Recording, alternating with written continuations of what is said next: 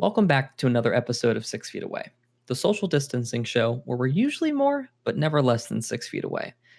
I'm really excited about sharing our guest. I feel like it's a common thing that I say, but it's true. I really enjoy the people that we have on, and I think they bring a unique perspective.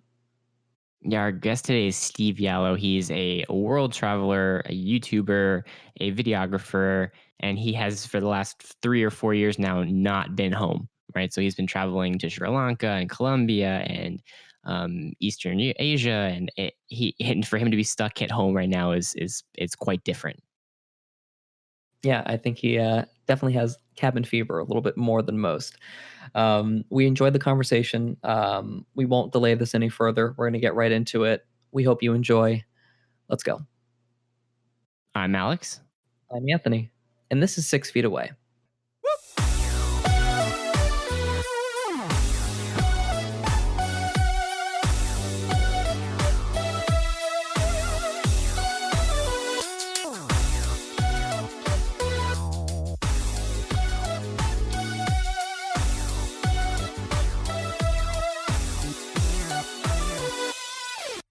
Steve, thank you for joining us today, man. How you been?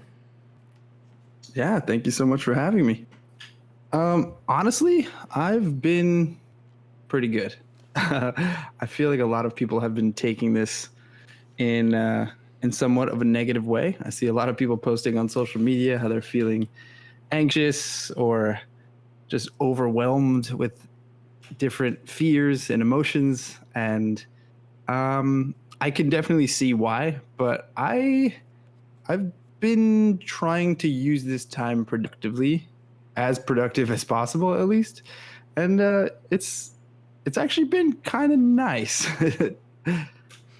Yeah, I feel the same way. I know there's a lot of people that are in this feeling of, I just want to get back to normal, but kind of looking at the silver lining. I've had more time to relax, just to recuperate mentally, to work out, just pursue passion points. So, there's a little bit of ebb and flow to everything. So I'm in agreement with you on that completely.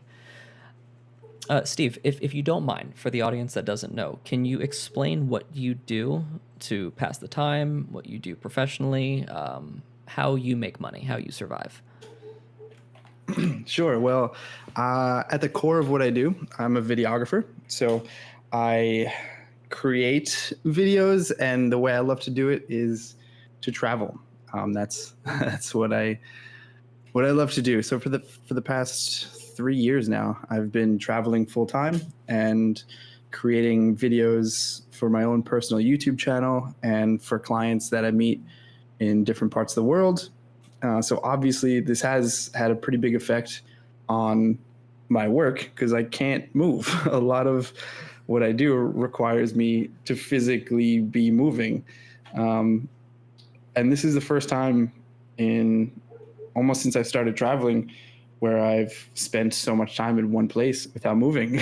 So while it is unfortunate in terms of I can't be traveling, I'm still enjoying this because I know I will be able to travel again eventually. But for right now, I'm just trying to, ride this out and enjoy this downtime as much as possible. And my apologies if you hear a dog barking. Someone, I think my neighbor downstairs has their dog staring at some guy in the street out there. One thing that anyone who knows you would say is that you radiate positivity, and it's amazing to still hear it, even in this COVID time that we're in. I think that if anyone is feeling the self quarantine angst, it should be you. So the fact that you're not is pretty telling.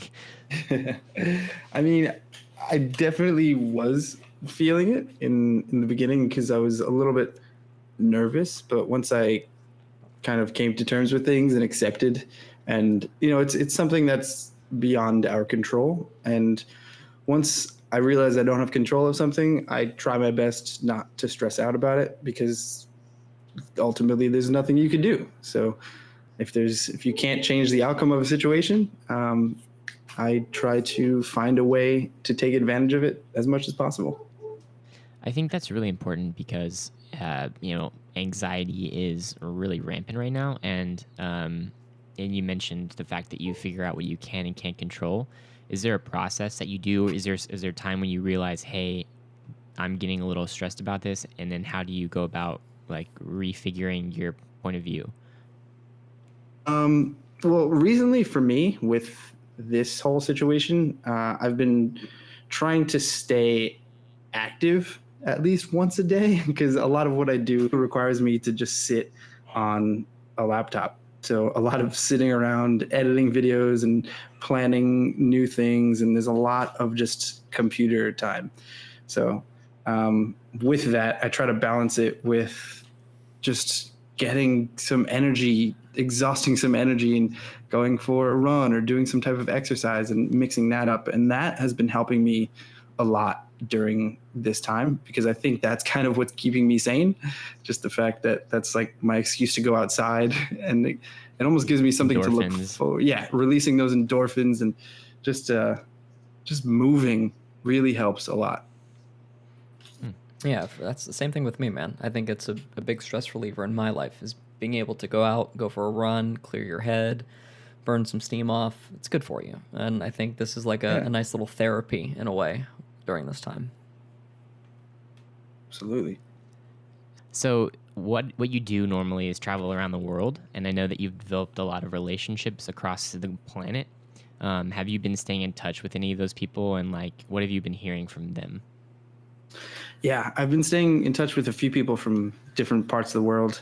I even have other friends who do similar things and travel full time, and some of them got stuck in the places they were traveling.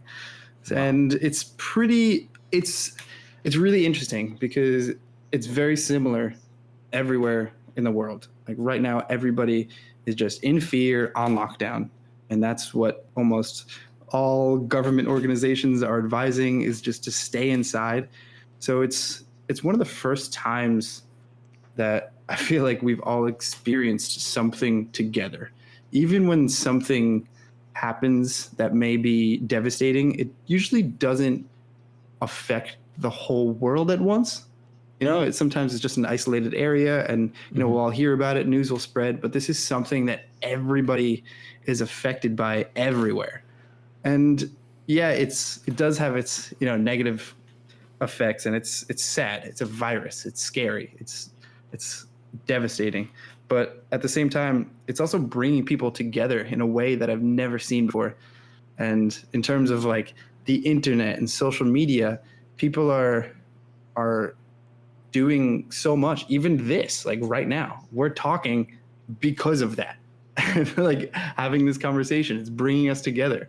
So there are definitely a lot of interesting side effects of this, and it's cool to see how people are handling this and how people are kind of joining forces because it's affecting everyone. We're all in this together. We're all human, and we're all going to get through it together.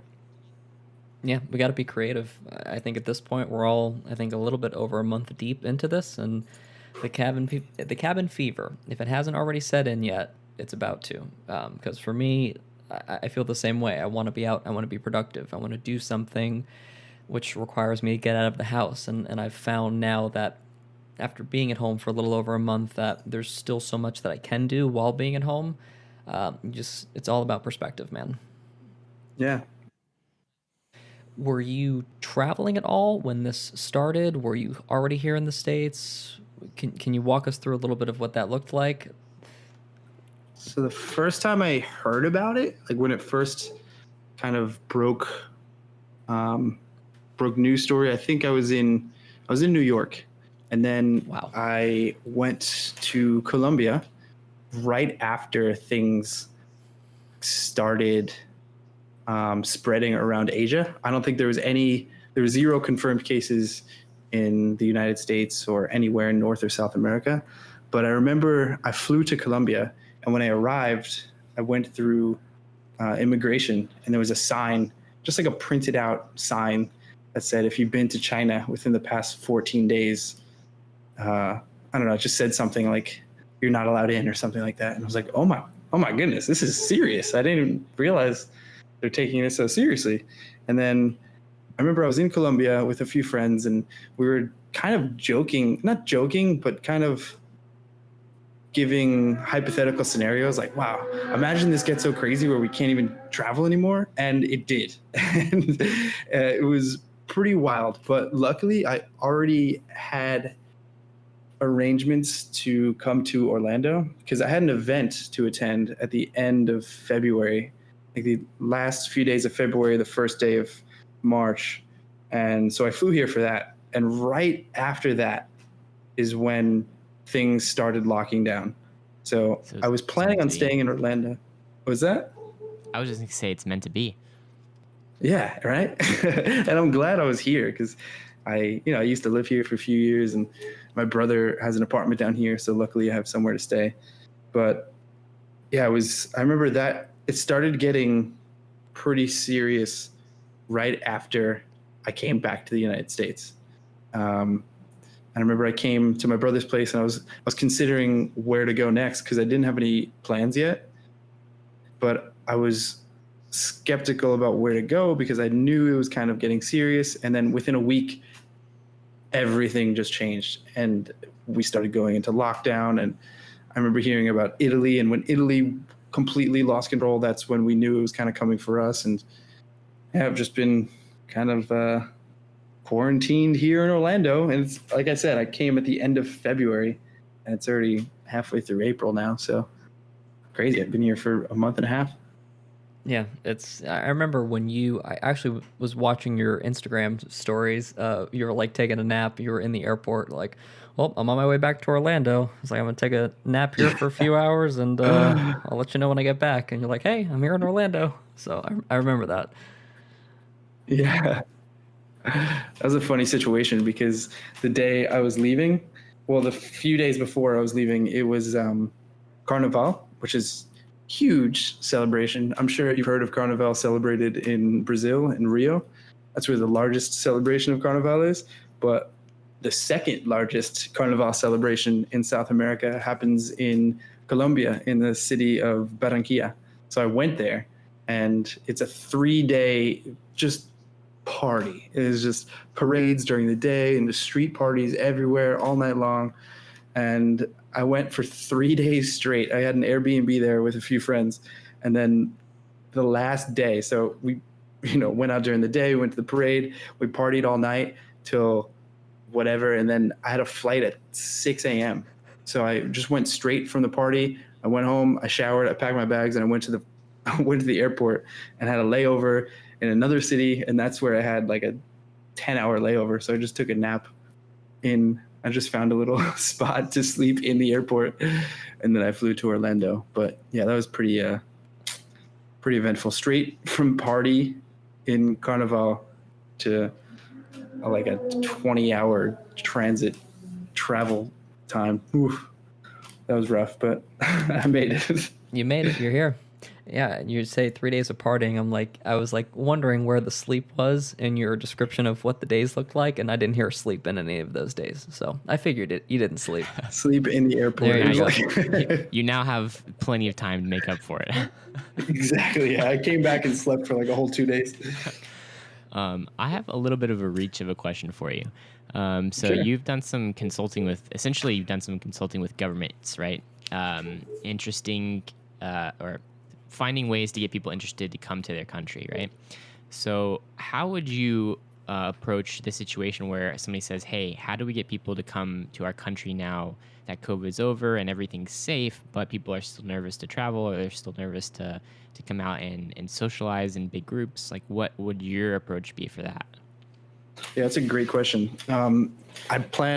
It's actually very important, I think, more than ever for tourism boards. I think that's kind of what you're saying, like government organization, like tourism boards. Right. Every country, every city has their own tourism board. But after this, more than ever, it's really important for them to make valiant efforts to show, hey, come travel here. It's safe. We're good. We're clean. Spend your vacation here. So I think with that, social media has a huge role in marketing nowadays, obviously. And with social media creators and influencers and YouTubers, like stuff that I do, that's where I think it's very important to collaborate with as many people as possible for these tourism boards to get in touch with creators like myself and organize trips to show tourists that, hey, it's, please come here.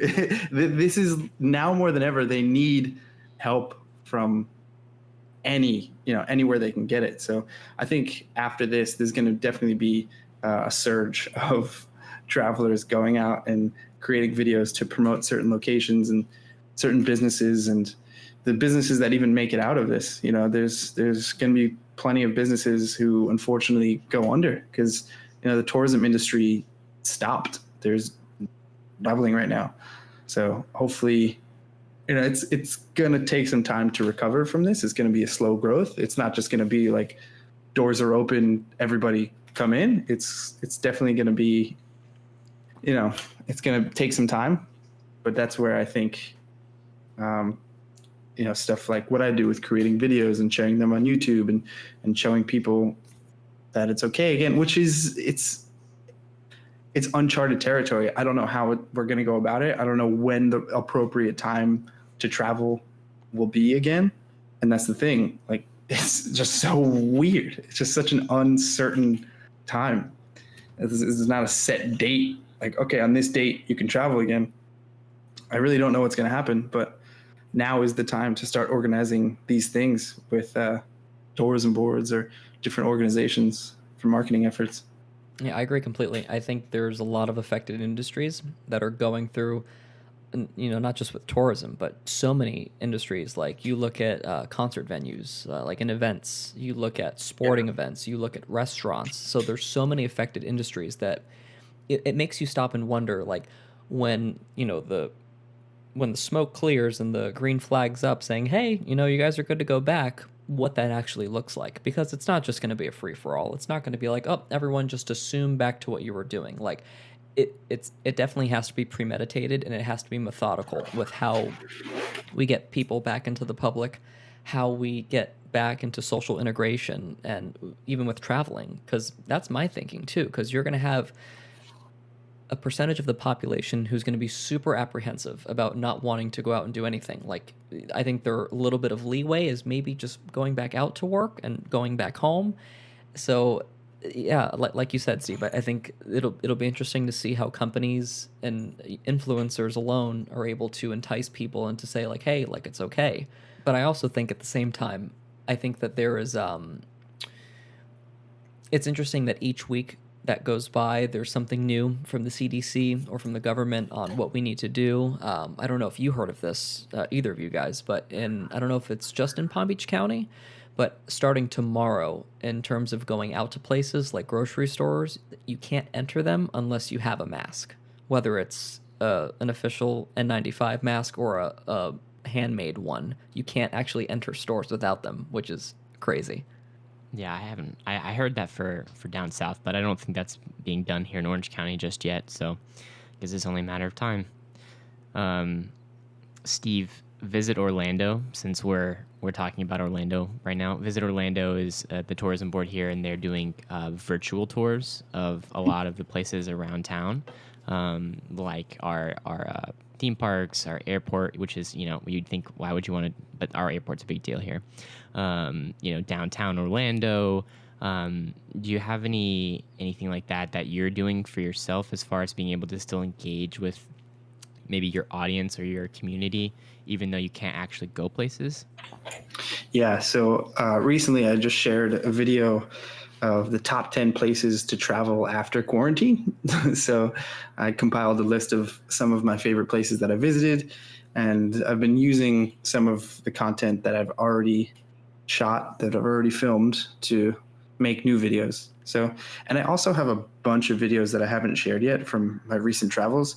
So I still have like a backlog of footage to go through, and I still have a lot to work on. So I'm not really out of work, but in terms of the current content that I'm sharing, I've been trying to tailor it around this situation because, people are interested in this, and just trying to keep it relevant, because usually relevance is key when it comes to creating videos and getting attention on the internet.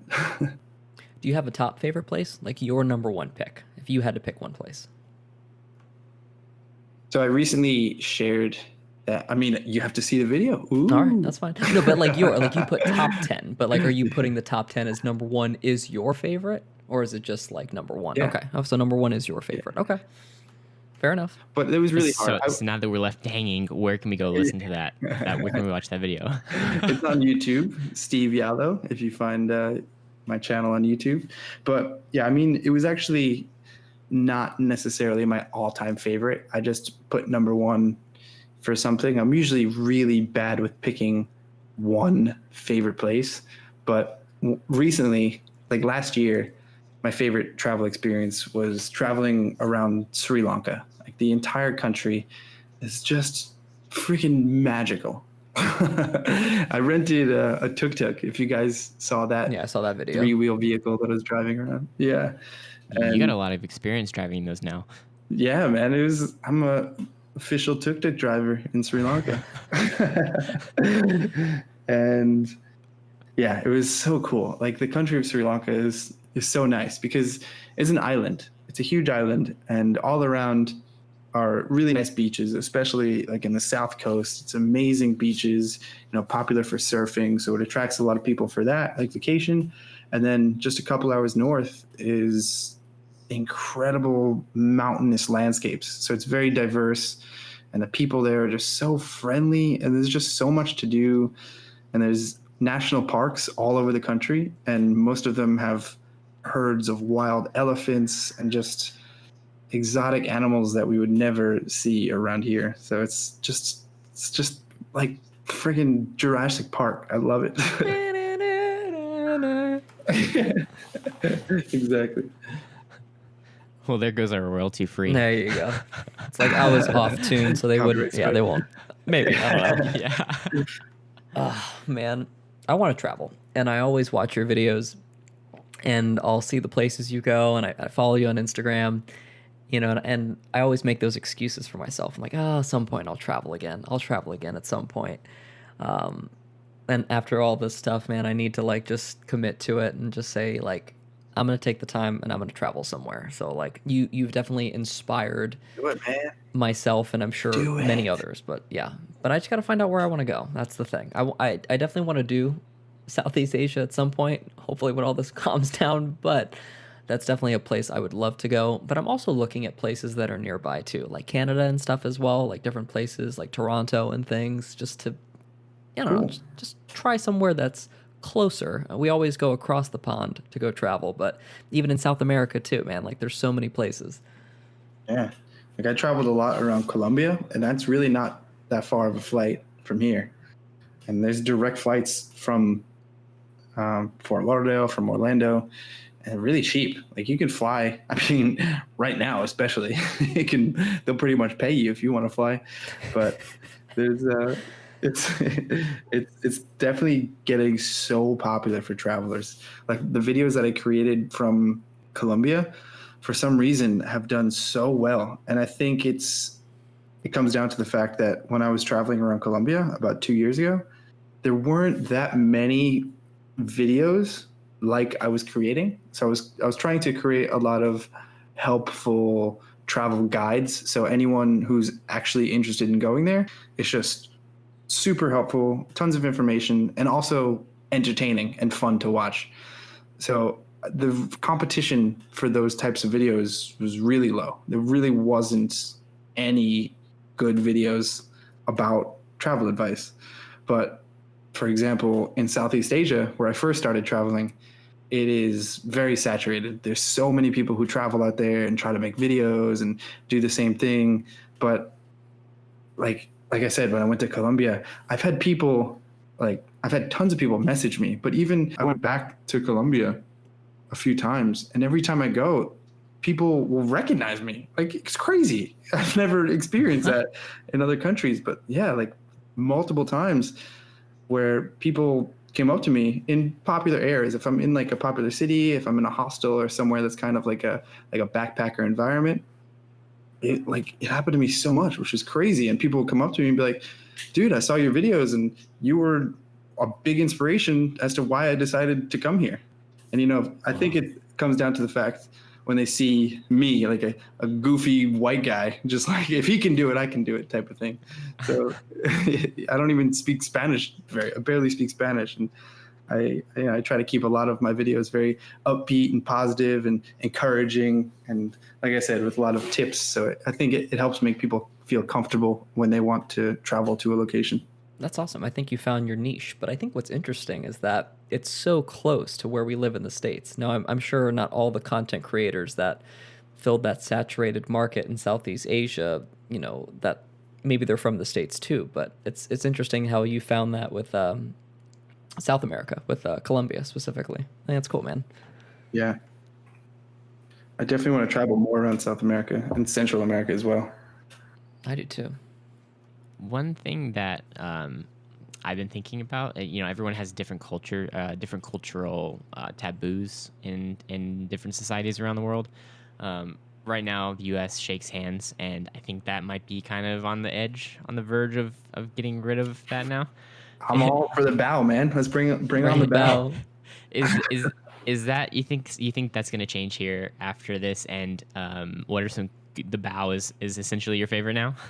No, I really don't think much is going to change here. I think, things will calm down and ultimately things will return to normal. When we're in the heat of things, everyone freaks out. Everyone's very involved with taking, appropriate steps to social distance. But I think, a year from now, when this is not really a threat anymore, people are just going to return to normal. I mean, at least that's what I think. I tell you what, the hug is my favorite greeting. Yeah, so man, I'm a hugger. They can't take that away from me. That's the hard thing. I'm a hugger, man. It's funny, in a lot of other cultures, they're not used to hugging. So like I'll go around the world. I remember being in Asia. A lot of girls didn't even know. There was so many situations where I would hug someone and they didn't even know what to do. They were just kind of standing there, and I just grabbed them, and it was like the most awkward, funny thing ever. It's like, you never hugged before? I had to teach people how to hug. You have to take your arms, put them under my arms, and then we just squeeze. Wow. They just don't it's crazy. hug. So you're a hands over top kind of hugger. You're not hands under hugger. I never thought of that. Sometimes it depends on who I'm hugging. It depends on how tall the ratio is, how much room there is. Sometimes I'll do a twisted hug, one arm up, one arm down. It's not like the toilet paper over or under. It's it's always this way. I always hug this way. It's situational. Okay. No, I'm a situational hugger. I don't know. Okay. Maybe I'm a situational hugger. All right, I like that. Yeah, I'd like to think that things are gonna go back to normal, and I think you're right. After a while, things will die down. I think we're very good as a society to forget. So I do believe it at some point, but I also believe that when things go back to normal, everyone is just I can't wait for things to go back to normal. I think there's going to be a new normal. I think the way that we approach everything that we do from now on, it'll be different. And I know one of the bad examples, but it's the closest one that I can come up with is after 9/11, how just the traveling industry changed so much from how we converse in airports to security that we go through. Everything had changed because of an event. So I'm wondering that now that this virus has spread, and again, this isn't the most deadliest thing that's ever hit us, but I wonder what preventative measures will be taken now that this has happened, once society normalizes in a way. Yeah, it's a good thing to ponder about. I wonder, because the repercussions of something like 9/11, where there was heightened securities in airports, what is going to come out of this? Now, are people going to wash their hands more frequently? Are there going to be more hand sanitizer stations around? What are people going to be wearing masks? What are people going to behave differently now? Are we still going to observe social distancing, which is maybe not necessarily a good thing? If there's it might just instill a deeper level of fear in people. Yeah. So that's. Yeah. I know one thing. All the marketing companies are constantly reaching out to me saying, "Hey, you can put your logo on these hand sanitizers that we got. Don't you want to buy these hand sanitizers for your brand? Even after COVID, give give your customer some branded hand sanitizer. I'm like, look, slow down. We don't even have events right now. Can we just take a break, please? It's interesting because there's other companies that are innovating as well. I keep getting this ad on Instagram. I don't know if you guys are seeing it either, but it's like this thing that goes on your keychain that like helps you open doors and like press keypads and stuff. Have you seen that? I just saw that today. Okay, today. Cool. I was just gonna say, like, well, if you haven't seen it yet, me talking about it, Facebook will hear you and you'll see it on your Instagram. So We also have an affiliate link. I'm just We've actually created our own. No, but yeah, I wonder if people are gonna start having those on their keychains. I mean, but then again, if you think about it, it's probably not a bad idea. I mean, people can get viruses and bacteria just throughout their normal day, even without a huge, inflated. I mean, not unjustified, but an inflated virus like COVID right now. I think being safe and washing your hands regularly is what we should have been doing to begin with. So, and that's It's like normal things we should always supposed to do always anyway. do. It's like, why aren't people washing their hands? You should already be doing it. Nasty. it's like the toilet paper. Like, why don't you already have the toilet paper? Like, That's the most ridiculous thing that really infuriated Talk me. about it. Tell me how you really feel. People fear hoarding, and the way, like, that's so ridiculous. Why toilet paper? Why did that become the one thing that everyone just decided, I need all the toilet paper? Yeah, we talked about it Like, previously. what? Well, like we're on one What? episode. What? Like, why toilet paper? Like, did someone just like throw a dart on the board and On it's like, oh, Christmas. toilet paper. That's gonna be it. I think one lady just went to the store, bought all the toilet paper, and just started a chain reaction of everyone watching her. Like, oh, she's getting all the toilet paper. I need toilet paper, I guess, too. Oh my God, everyone's going crazy. No toilet paper? the butterfly effect of toilet paper is going to be a book title soon. I made a joke. I'm pretty sure there's toilet paper back Oh, on the I'm shelves sure. now. I made a Yeah. joke. I was like, whoever owns like toilet paper stock, like in Procter and Gamble, like y'all are doing great right now. Seriously. Is that an American thing, or was that everywhere? It was an American thing. Yeah, good old US of A. It's like we ran out of guns and Oh, toilet man. paper. That's what we ran out of. 100%. That's what we ran out of. No ammo, no Oh. toilet paper. Screw food. Although I will say, seeing the stores, and I'm not sure if you felt it the same way, but seeing the stores, like the vegetable aisle completely empty of vegetables, no potatoes, no onions, no, because I just switched over to eating vegetarian pretty much, and to see that, I was like, oh boy, what am I going to do for food? Because Yeah. Where do you shop? You really don't have vegetables and stuff? no, well, it was right before the lockdown, and I was shopping at a Publix, which is our local store here. And yeah, it was, I think about 4 days worth of, there was some stuff, but there was no bananas. Like a lot of the stuff that the staples were not there.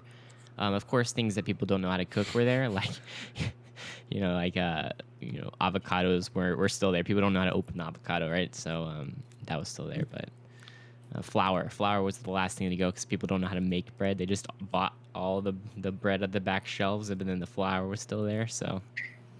I had a friend of mine. She took the time to learn how to make her own sourdough bread. Like it looked so good. I want to make sourdough bread. Good for her. Yeah. I've been making some bread before this, so you guys, after post-COVID, you come over, I'll give you a slice. Okay. Oh, Having some bread. I think the one thing, and I feel like I reiterate this every single episode, it's because I'm truly affected by it, is the no sports. That's what really bothers me more than anything, is not having sports. I don't even watch any sports at all, so it doesn't even affect me to the least bit. I don't know, man. I mean, No that's your response. opinion. Like, That's fine. Disappointment. My grandma's the biggest fan of Alabama football, and she was like, "Oh, you know what they're saying is they're saying that they're losing so much money right now." And I'm like, "Grandma, football isn't on right now." She's like, "Yes, but spring training isn't happening, and they're not able to do their practices." I'm like, "Those all sound like expenses to me, Grandma." And she's like, "Yeah, but they're not putting any ads in the the magazines." I'm like, "Oh, okay." So the advertising Opportunity is cost got it. is going. I'm like, Grandma, they're not even playing football right now. How are they losing money? Are you watching any shows? If so, what are you watching? Yeah, I just started watching Ozark. Ooh. Have you watched that? I've watched season 1, and I'm going to watch the rest. Dude, I am obsessed. I watched the whole first season in like 2 days. I couldn't stop. It's so well made, like everything about it, with the cinematography and the acting and the plot. It's just incredible. It's just so well made. Jason Bateman's a genius. Literal genius. He writes, directs, produced, and acts in the show. It's insane. You just wait till season 2, buddy. I'm halfway through season 2. I just started Tiger King today. I had to jump on the hype train. Oh, dude, that's the best. Better than Ozark.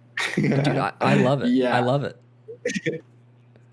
I'm the only one that hasn't seen it right now, so no spoilers. You can't not love it. It's the most. I'm not going to spoil anything, but it's just the most ridiculous thing. Like, you can't even make it up. If someone were to make this like a fiction, like a false just comedy show or something, whatever, it's just you wouldn't even believe it. It's just ridiculous. Really? And the people who are on the show, it's a documentary, but the people, like the cast of characters, are just so unique and all ridiculous, and it's just crazy to watch. It's just so entertaining. And just the story, how it progresses. Dude, 100%. I love it. I have a question for you, Steve. Obviously, everyone's streaming Netflix and HBO and blah, blah, blah, blah. What I feel like everyone's doing is watching TV shows streaming now. Have you noticed an increase or a decrease in like your views on YouTube? How's that affected your YouTube versus like a Netflix? Yeah, I mean, since a lot of people are online right now, a lot of people are either at home or just connected to the internet. I have seen an increase in views on the recent videos I've been making, but I think that's because I've been tailoring them to the relevancy of this whole situation. Like I said, with the top 10 places to travel after quarantine, I also made a pretty funny music video. Did you guys see that? Self-isolation. It was great. Honestly, we're going to link that because it was fantastic. If you haven't seen it, look at the description of this podcast and watch that video because it is epic. 10 out of 10. Would recommend. I made that with my brother. It's a parody music video of Post Malone's Celebration. Yeah, we had a good time making that one. But I've noticed a severe decrease in the revenue. So although I'm still getting the same amount of viewership, my CPM, like the amount of money that is generated from the ads that play on my videos, has cut in half, which is pretty drastic. Like, advertising has just been frozen, and I've felt that because I make my money from placing ads. I know I had ads running pre-COVID for an event that we were going to have to cancel or postpone. And, I just, stopped half the advertisement, right? So I had like half of my budget was not spent. And I'm sure that's, the same way everywhere. And yeah, for content creators, it's a serious concern. Like, thankfully that you're doing okay, but what if this is your only source of income? I guess that's where diversification comes in, as far as not making all your money from just ad revenue on YouTube, but like doing merchandising and then, writing a book or something. And you also produce video content for other people in general, right? So. Yeah, and pretty much a lot of it has stopped. Like, basically, my income is split between freelance content creation, whether any kind of brand will hire me to create whatever, or YouTube and other social media based content. A lot of it has come to a pause, but I'm not really super worried about it. I'm taking this time. I mean, I'm not traveling, so my expenses are pretty low. So that's another thing. Like, I'm not making as much money, but I'm also not spending as much money right now. Right. So, and we're all patiently waiting, man. We're waiting for the day where it's like, yep, you guys are free to go. Enjoy. And then it's like, Oh, what do we do? That's gonna be weird. Think about it. Like the first day back, how weird that's gonna be. I don't think that's going to happen. I don't think there's going to be like a day where it's just going to be like, okay, day one. I think it's going to just transition. But I mean, how? I mean, like, how do they let businesses know? Like companies know, like, hey, you guys are free to open because there's certain areas and states where there's like a stay-at-home order. Businesses are shut down, so there's obviously got to be some way for people to know that, today, like we're how the government likes to say we're opening the economy today, whatever that means. So maybe it will be a day. I don't know. Maybe it'll be a holiday. Can we make a new holiday? We're sorry. Your call cannot be completed as dialed. Please check the number and dial again. Unfortunately, during the editing process, we found out that there was a little bit of a technical difficulty with the audio for the last 2 or 3 minutes while we wrapped up the episode. So we're going to wrap it up again without Steve, but with Steve in spirit. We appreciate the conversation. We love having you on the podcast. We thoroughly enjoy your content. And for anyone that is interested in Steve's content, we will make sure to put all of his socials, especially his YouTube and his quarantine music video, in the description of this podcast.